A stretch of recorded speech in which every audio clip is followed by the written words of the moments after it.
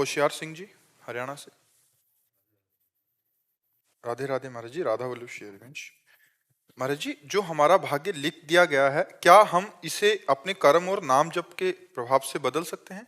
कर्म से तो नहीं बदल सकते, क्योंकि कर्म नया क्रियमाण होगा। तो तुम्हारे न संचित को भस्म कर सकता है, न प्रारब्ध को मिटा सकता है। हाँ, नाम जप में इतनी सामर्थ्य है कि वो तुम्हारे क्रियमाण को निष्फल कर देगा, प्रारब्ध को निष्प्रभावित कर देगा और संचित को भस्म कर देगा।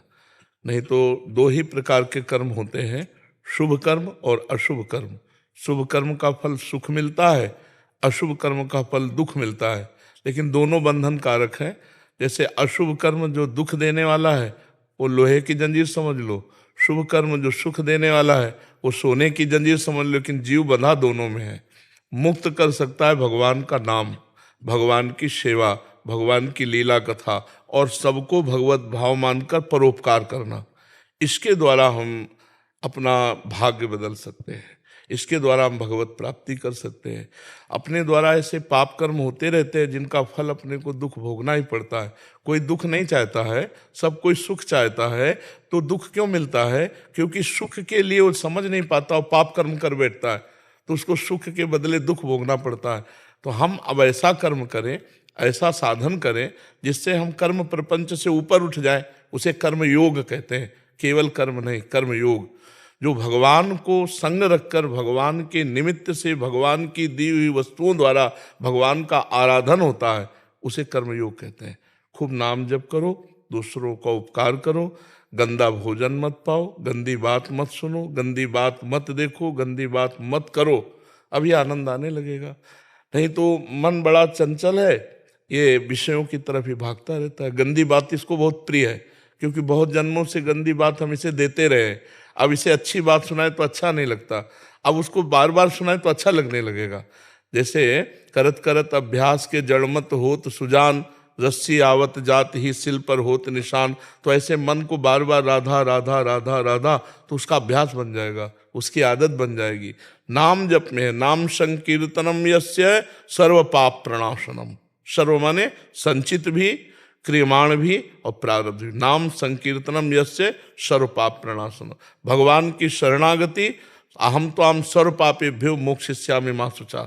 मैं तुम्हें समस्त पापों से मुक्त कर दूंगा, चाहे इधर का हो, चाहे जमा हो, चाहे प्रारब्ध हो। खूब नाम जप करो। करते हो नाम जप? हाँ जी, करते हैं। हाँ, नाम जप करो, नाम जप से ही आनंद आएगा। छवि से देखने लगे जी, आपका पहली बार यहाँ आया। हाँ नहीं, ठीक, स्वागत है आपका, और खूब नाम जप करो जी। मंजू जी राजस्थान से। श्री हरिवंश महाराज जी। महाराज जी, अंतर्मुख कैसे हुआ जाता है?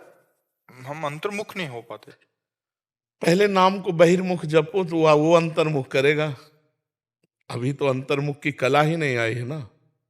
अब जैसे अंतर्मुख हो जाए तो आप चाहे जितना हल्ला मचाते रहो, हमें कोई मतलब नहीं है। यही पास बैठे हुए नगाड़ा बजाओ, हमारे चिंतन में कोई फर्क नहीं पड़ने वाला। इसका अभ्यास किया, अब ऐसा लगेगा कुछ शोरगुल हो रहा है, बस विक्षेप नहीं पड़ेगा। तो अंतर्मुख होने के लिए पहले वाचिक जप करे, राधा राधा राधा राधा राधा, फिर उपांश, ओठ में हिलन हो रहा, जबान चुकी चल रही, ऐसा लग रहा है हम कुछ कह रहे हैं पर क्या कह रहे हैं पता, इसे उपांशु कहते हैं। और फिर होता है गयांतर्मुख, उसे मानसिक जप कहते हैं। हम देख रहे हैं, चल रहे हैं, फिर रहे हैं, उठ रहे हैं, बैठ रहे हैं, हमारा चल रहा है, मानसिक जप चल रहा है। तो जब अंतर्मुख आएंगे तब हमारी जो साधना वो परिपक्व अवस्था की मानी जाती है। सर्वात्मना न विसृजेत बहिरिंद्रियाणि, इंद्रियों को बहिर्मुख मत होने दो, अंतर्मुख होने दो। मतलब हम आपको देख रहे हैं लेकिन देखते हुए भी नहीं देख रहे हैं, क्योंकि अंतर में हम अपनी नेत्रेंद्रिय से कुछ ध्यान कर रहे हैं, इसे देखते हुए भी आपको, जैसे आपका ध्यान अंदर का कहीं चला जाए लौकिक बात में ही, तो आप कहोगे यार दोबारा बोलो, हम सुन नहीं पाए। बोले क्यों, पास ही तो थे। बोले वो थोड़ा चित्त चला गया था। अगर चित्त अंदर का कहीं और हो तो आप पास रहते हुए भी नहीं सुन सकते सही बात। तो हमें लगता है कि पहले वाचिक नाम जप, फिर उपांशु, फिर मानसिक जब शुरू हो जाएगा तो अंतर्मुख की कला आ जाएगी। ये नाम जब से ही आई। हमने हर योग को शोध के देखा, सब योग का परिणाम आपको नाम जप कहते हैं। ऐसा नहीं कि हम उत्तर में आए, हर उत्तर में नाम जप। अष्टांग योग में हम चले, सांख्य योग में हम चले, नैष्ठिक ब्रह्मचर्य रह के पितृ तर्पण श्राद्ध देव, ब्राह्मण के घर जन्म हुआ तो पूरा वैदिक सिद्धांत, ऐसा नहीं कि वो सब नहीं जानते हैं और फिर आके यहाँ वैष्णव धर्म सब ग्रंथ पंथ तब बचपन से है, तब 13 वर्ष की अवस्था से है। और ऐसे नहीं कि भंडारा कभी बैठ के नहीं, मतलब कठोर जीवन और हर बात का। तब हम कहते हैं नाम जप करो, नाम जप करो, नाम जप करो, हर शास्त्र का शोध करके। ये कलिकाल मलायतन मन कर देख विचार, यहाँ ऐसा मलिनता छाई हुई कि और साधन बन ही नहीं सकते हैं। जैसे हम कहते हैं योग, तो बैठो 3 घंटे पद्मासन में बैठ बिना हिले तो तुम्हें जाने कि योगी है। और 3 घंटा में कहीं हिलना नहीं चाहिए, चाहे सिद्धासन में बैठ चाहे पद्मासन में बैठ। और प्राणवायु सामने ऐसे मैदा रखो, हिलना नहीं चाहिए मैदा में, ये श्वास में हिलना नहीं चाहिए। तब हम समझे कि योग मार्ग में चलने वाला साधक है। सिद्ध का तो बात अलग होती है, हर साधन को करके देखा है। और सबका फल सब साधन कर, यह फल सुंदर, प्रभु पद पंकज प्रीति निरंतर। निरंतर भगवान का सुमिरन हो रहा है, वो नाम जप से ही अंतर्मुखता आएगी। शास्त्रों का स्वाध्याय करो, सत्संग सुनो और दूसरों की सेवा करो। जैसे अपने पूज्य जन हैं, सास हैं, ससुर हैं, माता हैं, पिता हैं और परिवार के सदस्य, और अगर ब्याह हो जाए तो फिर पति में पूर्ण श्रद्धा कर ले। थोड़ी बाड़ी अनुकूलता प्रतिकूलता स्वभाव की सब में होती है, मतिर भिन्न होती है, लेकिन अपने आराध्य देव मानकर यदि हम पति को और पत्नी को अपना अर्धांग और प्राण मान करके पोषण करें तो बहुत सुंदर गृहस्थी में रहते हुए भी भगवत प्राप्ति हो जाए। वो अंतर्मुक्ता अपने आप आ जाएगी। नाम जप करो, नाम जप से आ जाएगी। नवनीत भारीजा जी अजमेर से। राधे राधे। महाराज जी, भक्ति की चरम सीमा क्या है? मैं भक्त हूं ये भी विस्मरण हो जाना, मैं भक्ति कर रहा हूं ये भी विस्मरण हो जाना। ब्रह्म नहीं, माया नहीं, नहीं जीव नहीं काल, अपनी ही सुधि ना रही एक रहो नंदलाल। अपनी भी स्मृति न रहना, अपनी स्मृति का मतलब ना स्थूल देह की, ना सूक्ष्म देह की, ना कारण देह की, केवल अपने भाव देह में स्थित होकर के अपने आराध्य देव में तन्मयाहा स्थिति। दो देवर्षि नारद जी ने कहा है तन्मयाहा।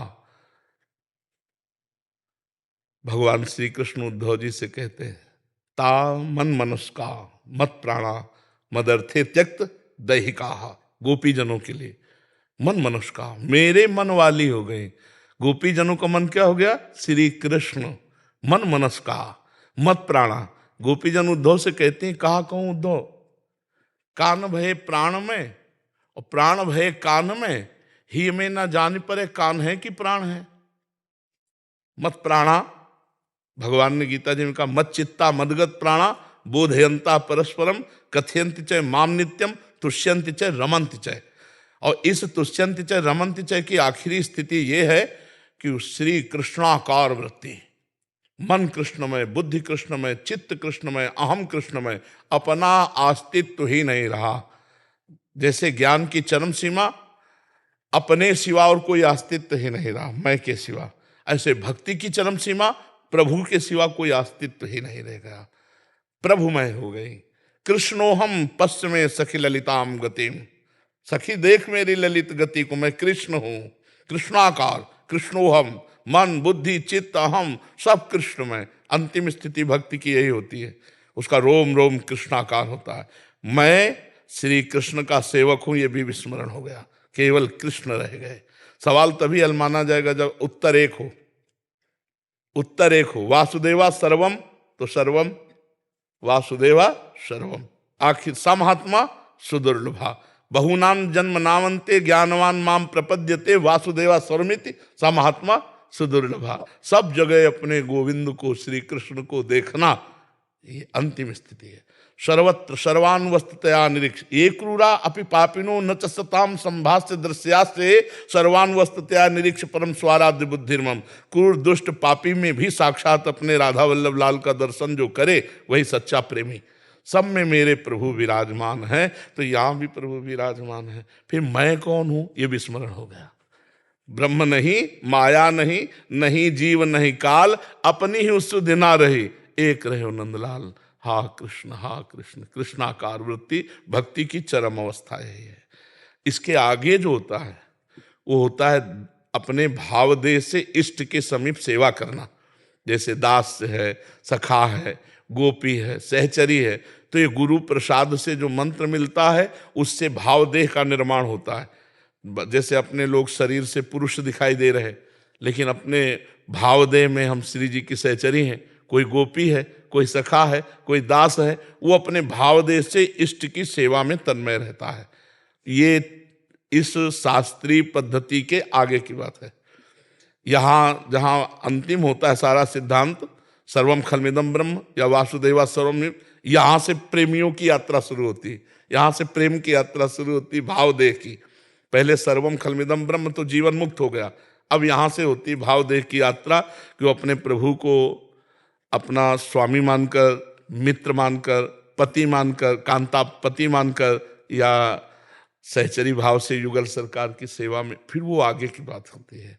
पहले यहाँ की चरम सीमा है, शास्त्रीय चरम सीमा है, सब जगह अपने भगवान का दर्शन करना। जैसे गोस्वामी तुलसीदास जी कह रहे, जड़ चेतन जग जीव जत सकल राम मैं जानी। जब मान नहीं कह रहे, जान वास्तविक दिखाई दे रहा है। बंदों सबके पद कमल सदा जोरी जुगपान, सी राम मैं सब जग जानी।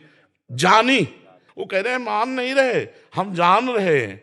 सी राम में सब जग जानी, और जो जान जाता है तो जानत तुम्हें एक एक एक रह गया ला, जानत तुम्हें, जानने वाला फिर नहीं रहता, तुम्हें तुम्हें हो जाए, तुम्हें तुम्हें हो जाए, एक रह गया ला, सवाल हल हो गया। जी विवेक सुपेकर जी। महाराज जी, जैसे कि आपने बताया था कि राधा नाम का चिंतन आज्ञा चक्र पर करते हैं, तो क्या हम भगवान के चित्र या छवि तथा किसी के भी आज्ञा चक्र पर राधा नाम का चिंतन कर सकते हैं क्या? महाराज जी, जैसे मैं आपको देखता हूँ, तो जैसे वीडियो देख रहा हूँ महाराज जी आप, तो अपने आप ही आपके मस्तक पर ये राधा ऐसा अभ्यास अच्छा है। इससे क्या है कि किसी भी व्यक्ति से आप संभाषण करेंगे ना, तो संभाषण करते हुए राधा नाम का ध्यान कर सकते हैं। तो उसके मस्तक पर हम राधा नाम लिख रहे हैं, उससे बात कर रहे हैं, तो समझ भी नहीं पाया और हमारा नाम भी चल रहा है और बातचीत भी हो गई। और मतलब हम कोई क्रिया कर रहे हैं तो किसी भी जगह एकाग्र हुए, वहाँ तुरंत लिख दिया, तो लिख तो अंदर रहा है लेकिन बाहर हमें भास रहा है, दिखाई दे रहा है। तो बहुत उत्तम अभ्यास है। यदि अभ्यास कर लिया तो भगवत प्राप्ति निश्चित है, क्योंकि उठते बैठते चलते फिरते खाते पीते हर समय भगवत चिंतन होता रहे तो भगवत प्राप्ति पक्की है। कबीरदास जी कहते, ठाड़े बैठे परे उताना, कबीर कहें हम रहे ठिकाना। हम खड़े हैं या पड़े हैं, चल रहे हैं या बात कर रहे हैं या शांत हैं, सब स्थिति में हमारा नाम चल रहा है, बस इसका अभ्यास करना होता है। महाराज जी, जैसे श्री जी की कृपा से नाम तो आज्ञा चक्र पर करता हूँ मैं, लेकिन जैसे कोई मेरा ध्यान लगता है ना, मैं जप रहा हूँ, अंदर ही अंदर चलते जा रहा हूँ। एक बार मशीन शुरू हो गई तो चलती रहेगी फिर, लेकिन बीच में कोई टोकता है ना महाराज जी, तो मतलब ध्यान तो हटता नहीं है, लेकिन फिर गुस्सा आती है महाराज जी। नहीं, यही कमजोरी है, अपने को बिल्कुल नहीं जानने देना कि अपने अंतर्मुख हैं या अपने बात नहीं करते। ये प्रारंभिक साधन में होता है, आगे चलकर इसका भी समन हो जाता है। जी क्या है, बहुत मुस्कुरा के अगर थोड़ी देर बाद बात किया जाए तो ठीक रहेगा। प्रिय हंसी बोले बहुमान दे, जब हरिवंश नाम जानी है तब सबहिन ते लघु मानी है। हंसी बोले बहुमान दे, तरुषम सहनशीलता होय, परम उदार साहेब कहे सब कोई, सोच मन कबहू करे। नाम का प्रभाव जब जागृत होगा तो जैसे कोई अब उस समय गुस्सा आएगी नए साधक को, अगर आप सुलझ जाओगे तो हंस दे, आइए जी बताइए, नहीं थोड़ी देर बात करनी थी, अगर आप 10-20 मिनट बाद मिले तो अच्छा रहेगा क्या? क्यों नहीं, खाली तो बैठे हो? नहीं, हमें थोड़ा इस समय काम है, आप 10-20 मिनट। नहीं, हम तो बैठेंगे, तो उठ के चल दे। व्यवहार कटु ना होने पावे, मृदु व्यवहार हो, तो फिर आदमी जब समझने लगता है ना कि हमारे काम का नहीं है, तो फिर बैठना बंद कर देता है। अगर किसी काम के लिए घर वाले आदेश करते हैं, जी अभी किया, और उस काम में तन्मयता करते हुए नाम जब कोई जान ना पावे, ये अंतर्मुख की बात है, तो इसलिए कोई जान न पावे, वो अपने कार्य में लग गए, तो कार्य करते हुए बड़ी प्रवीणता से, जैसे हम बर्तन मांजेंगे तो बहुत स्वच्छ साफ एकदम, क्योंकि नाम चल रहा है ना, कोई जल्दी तो है नहीं कि और कोई चिंता नहीं, एक एक बार थोड़ा समय लगेगा पर क्लियर सब। पोछा तो बिल्कुल क्लियर, सोहनी तो बिल्कुल, जो काम करेंगे बिल्कुल क्लियर, क्योंकि धैर्यपूर्वक चिंतन करते हुए तो हमें कुछ ये है नहीं कि मुझे जल्दी करना है क्योंकि नाम जप करना, वो हमारा चल रहा है। और मन का एक ऐसा सर्कल है कि अगर उसको फंसा दो और थोड़ा सा सावधान रहो तो पकड़ लेगा धीरे से, और वो पकड़ ले तो जीत गए आप। सो के उठो तो वही चलता मिलता है। आप देखना कुछ दिन बाद आप शयन के पहले एकदम एकाग्र हो जाओ, जब जगोगे तो आपको वही चलता मिलेगा। तो इसका मतलब शयन में भी आपकी स्थिति वही थी, चल भले ना रहा हो लेकिन स्थिति वही थी। तो इसीलिए ऐसे पुरुष की निद्रा भी समाधि मानी जाती है। जब युद्ध भगवत स्मृति परायण होते हुए हो सकता है, मामुनिस्मर युद्ध से, तो हर कार्य हो सकता है। और हम आपको धन्यवाद देते हैं कि इस नई अवस्था में आप ऐसी आध्यात्मिक वृत्ति को धारण करते हैं। भगवान आपका मंगल करें। बड़ा सहयोग उन्हीं का सहयोग है, तब ये होता है। बस कुसंग से बचते रहना। हाँ, कस्तरति मायाम, बोले यह संगास त्यजति यो महानुभावो सेवते यो निर्ममो भवति। जो कुसंग का त्याग कर देता है, महापुरुषों का संग करता है, किसी से ममता नहीं रखता, वो निकल जाता है। और बहुत कृपा है आपके ऊपर, क्योंकि कुछ ऐसे लक्षण होते हैं जिन लक्षणों से पहचाना जाता है कि आचरणहीन है या आचरण युक्त है। तो आप चलो, संयम से चलो, कोई गंदी बातें देखना मत, मोबाइल में गंदे बच्चों का संग मत करना, तो निकल जाओगे। और जब गृहस्थी में जाए तो अपने धर्मानुसार चले। जी, बहुत अच्छे बच्चे हो, बस धैर्य पूर्वक चलना। महाराज जी, एक बार आप बोल दीजिए आप मेरे साथ हैं महाराज जी। साथ क्या, हम आपके दोस्त हैं। हाँ बिल्कुल, बिल्कुल आपके साथ हैं। जो नाम जप कर रहे हो ना, इससे जानते हो क्या प्रकट होता है? प्रेमानंद। और हमारा नाम क्या है? और प्रेमानंद का अर्थ क्या है? प्रेम माने प्रियाजू, आनंद माने लालजू। प्रेमानंद माने प्रिया लालजू, समझ रहे ला? हाँ, राधा नाम सुधा रसम रसी तुम, ये अमृत रस है। ये प्रेमानंद प्रकाशित करना। प्रेमानंदोत्पुलकित गात्रौ विद्युत धाराधर समकांति। ये बहुत, जब राधा नाम है तो प्रेमानंद साथ है।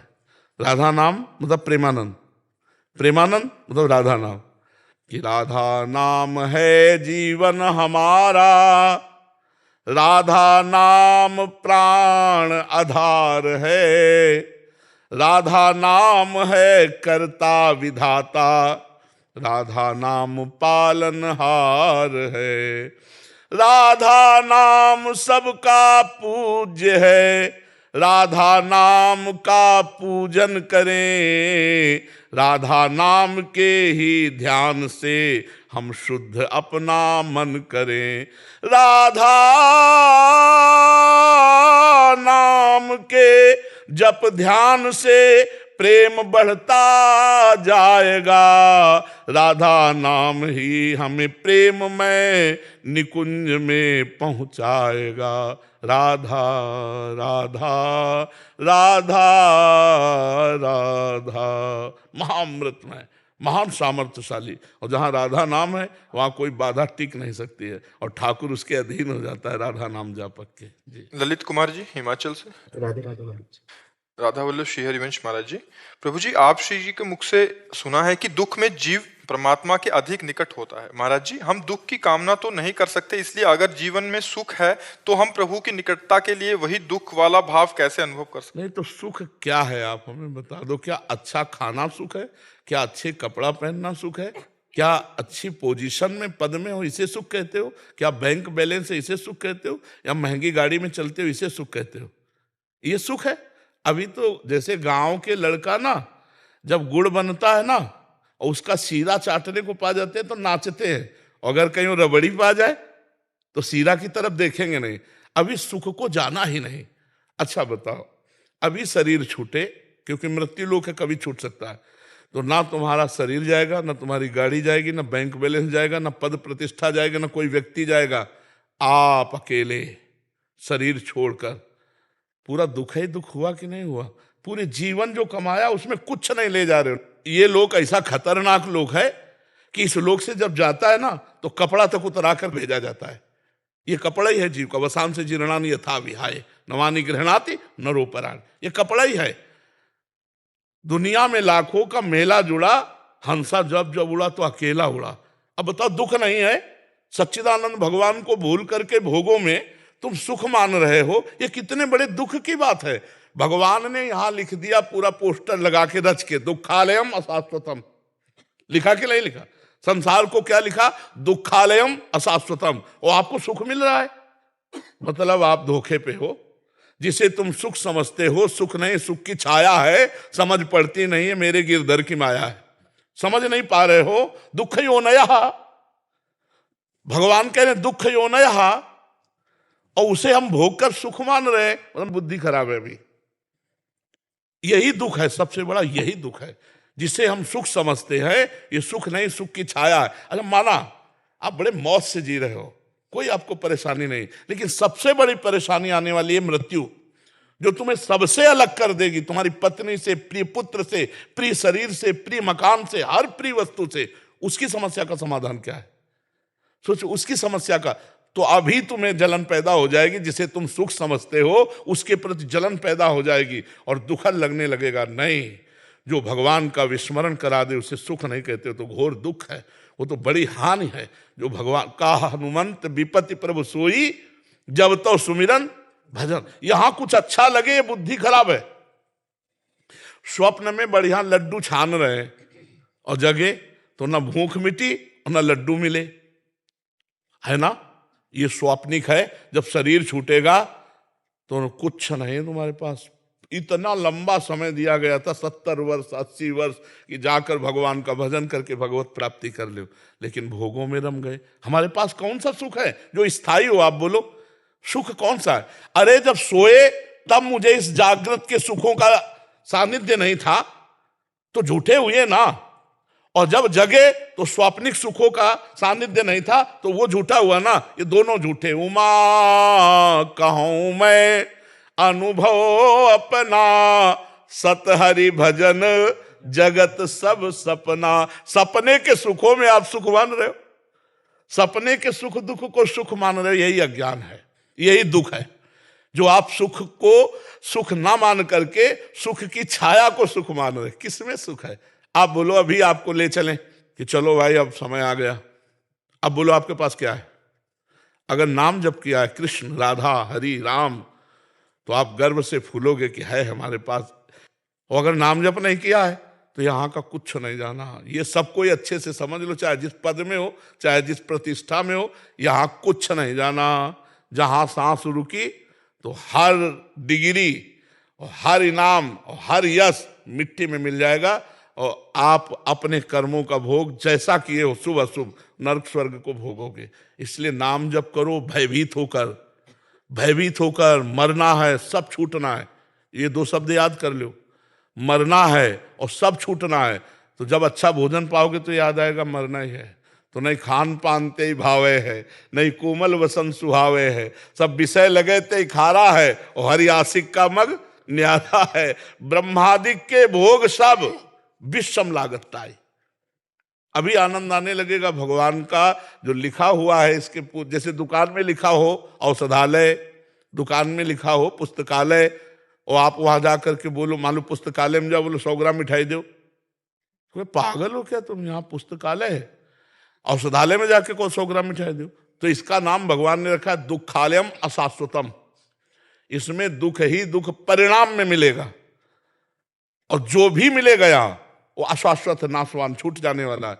यार छूट जाने वाले के प्रति इतनी मेहनत, और जो पास जाना है बोले मन नहीं लगता उसके लिए। यही दुख है, यही दुर्दशा है। इसलिए नाम जब करो, ये सुख नहीं है। इनके प्रति घृणा बुद्धि करो कि ये हमारे मन को फंसा के केवल समय नष्ट किया जा रहा है, ये सुख नहीं। राधा राधा राधा, कृष्ण कृष्ण कृष्ण, जो नाम प्रिय हो खूब नाम जप करो। समझ रहे? दुख तो है ही है, आकांक्षा क्या करे? सबसे बड़ा दुख आ रहा है भैया। अगर फांसी की सजा को तुम्हें बता दिया जाए कि कल 12 बजे फांसी होगी, और विश्व के सारे सुख तुम्हें दे दिए जाएं, और कहा जाए भोगो, और अगर तुम्हें सुख मिल जाए तो मुझे बता दो, नहीं मिलेगा। क्योंकि तुम्हें फांसी का फंदा हर सुख में दिखाई देगा कि यार क्या खाऊं, मरना है कल, क्या भोगूं, कल मरना है। अरे फांसी वाले को तो कल पता है 12 बजे मरेगा, अपने को अभी नहीं पता है कि हम एक शब्द के बाद अगला बोल पाएंगे कि नहीं, अपने तो और संदेह में है, नहीं है। इसलिए अपने को तो बहुत सावधान होकर हर समय निरंतर नाम जप करना है, निरंतर भगवान का भजन करना है, ठीक है ना। हम दुख मांगे नहीं, बिना मांगे मिल गया है ये दुख ही है, दुखालय व शाश्वतम, संसार दुख ही है। देखो, अगर सूकरी विष्ठा खाती है ना, और उसको बैकुंठ जाने के लिए प्रहलाद जी ने कहा कि भगवान नरसिंह जी कह रहे जिसको ले आओ उसको चलेगी बैकुंठ, तो उनका बैकुंठ में ये मिलेगा? बोले ये तो ले मिलेगा, बैकुंठ में कहाँ मिले? बोले नहीं जाना बैकुंठ। समझ रहे हो, इतनी आसक्ति प्रबल भोगों की है कि भगवान और भगवान के परम पद का जीव विषयों के लिए त्याग कर रहा है। नाली के कीड़ा को यदि अमृत के कुंड में डालने ले जाओ तो वो बुरा मानेगा, वो नाली में ही रहना पसंद करेगा। ऐसी भगवान की प्रबल माया है। ये तो बड़े भाग्यशाली जो संत समागम के द्वारा अपनी बुद्धि को पवित्र करके भगवान में लगा रहे हैं। नहीं, जहां है वहीं अच्छा लगता है। ये जीवन नहीं है, ये जीवन नहीं है, मृत्यु है। जिन हरि भगत हृदय नहीं आनी, जीवित सब समान ते प्राणी। जीता हुआ मुर्दे के समान वो व्यक्ति है जिसका भगवत चिंतन नहीं चलता, जो नाम जप नहीं कर रहा है। बहुत जीवन का सार है नाम जप। नाम जप जितना कर लो उतना आनंद है। हम सब शास्त्रों का सार बार बार कहते हैं नाम जप। ये कलिकाल मलायतन मन कर देख विचार, श्री रघुनाथ नाम बिन नाहिन आन आधार। कलयुग केवल नाम आधारा, सुमिर सुमिर नर उतरे। खूब नाम जप करो। इस समय यज्ञ व्रत और साधन योग सांख्य सब नहीं, नाम जप करो, भगवान नाम कीर्तन करो, भगवत कथा सुनो, और दूसरों का अपकार मत करो, दूसरों का अहित मत करो। बस इसी से भगवत प्राप्ति हो जाएगी, ठीक है। कंवर सेन अग्रवाल जी, दिल्ली से। जी महाराज जी, आपके चरणों में दंडवत प्रणाम। महाराज जी, क्या गुरु किसी जीवित व्यक्ति या संत को ही बनाया जा सकता है या किसी अजीवित संत को भी? अगर हाँ तो कैसे? हमें बताओ, अजीवित संत आके तुम्हें डांट सकते हैं, तुम्हें दंड दे सकते हैं, तुम्हें दुलार कर सकते हैं प्रगट में कि शाबाश आगे बढ़ो, हम तुम्हारे साथ हैं? नहीं ना। तो इसीलिए हमें प्रगट की जरूरत है। हमें माँ का जैसा दुलार मिले और माँ का जैसा थप्पड़ लगाने वाला मिले। ये अव्यक्त तो नहीं बोलेगा कि ना, और अव्यक्त प्रार्थना करो, पर सुने कि ना सुने। और यहाँ तो सामने दृष्टि गई, ये तुम्हारा आचरण ठीक नहीं दिखाई दे रहा। जो मान लो प्रियजन है, निज जन है, शिष्य, और ये जो कटु वचन है, जो शासन है, और जो प्यार है, जो दुलार है, मुझे लगता है कि भगवान को गुरु की आवश्यकता नहीं है, क्योंकि वो भगवान है। फिर भी उन्होंने गुरु प्रगट में बनाया। संदीपनी जी को श्री कृष्ण चंद्र ने गुरु बनाया। वशिष्ठ जी योग वासिष्ठ का प्रवचन कर रहे हैं, शिष्य भाव से राम जी सुन रहे हैं, विश्वामित्र जी के चरण दबा रहे हैं। तो मुझे लगता है प्रगट गुरु की अत्यंत आवश्यकता है। हम किसी भी महापुरुष को गुरु मानकर किसी भी संत के सानिध्य में, आश्रय में आ जाए तो हमारा जीवन परिवर्तित हो जाएगा।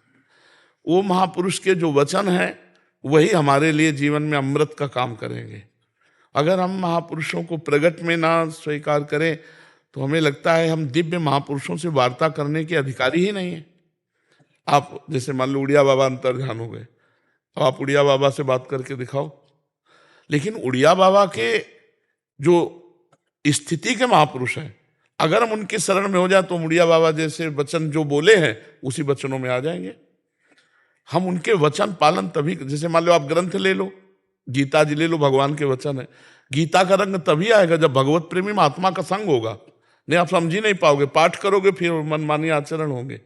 तो हमें तो लगता है कि हमें जैसे आकार में हम हैं, तो हमें आकार में चाहिए कि हमारा शासन कर सके, हमारा दुलार कर सके, हमको हाथ पकड़ के ले चले। हमारी सामर्थ्य नहीं कि अव्यक्त महापुरुषों के बताए हुए वचनों के अनुसार हम चल पड़े। इसीलिए गुरु परंपरा बनी है, आचार्य परंपरा बनी है कि जिस आचार्य के चरणों में तुम्हारा मन लगे उसी परंपरा से जुड़ जाओ। मंत्र तो आचार्य का ही दिया हुआ है। जैसे मानो मंत्र है ना, तो गुरु मंत्र तो आचार्य का दिया हुआ है, वो गुरु परंपरा से चला रहा है, तो आचार्य ही गुरु हुए, उन्हीं का मंत्र हुआ। तो किसी भी महापुरुष से जुड़ जाए, पर हमें लगता है प्रगट में महापुरुषों का सानिध्य अत्यंत आवश्यक है। भगवान शंकर को सत्संग की क्या जरूरत है? अरे ज्ञान समुद्र है स्वयं भगवान, लेकिन काकभूषण जी के यहाँ हंस बन के जाते हो, नीचे बैठ के सत्संग सुनते हैं। तो इसका मतलब है प्रगट की महिमा है। तो हम प्रगट में फंसे हैं तो प्रगट से ही छूटेंगे हम। प्रगट में महापुरुषों का आश्रय ले लें, उनकी आज्ञा के अनुसार चलें, तो हमें लगता है विशेष लाभ मिलेगा। नहीं? अच्छा, आप जैसे मानो आप प्रकट विश्वामित्र जी हैं, आप कैसे जानोगे विश्वामित्र जी कैसे थे? अब कोई चित्रपट आपके सामने आ जाए तो आप थोड़ी देर देखोगे, चल उसका प्रभाव, और किसी संत के पास गए हो और उससे मिलने का प्रभाव देखो कि काफी समय तक तो तुम्हारे दिमाग में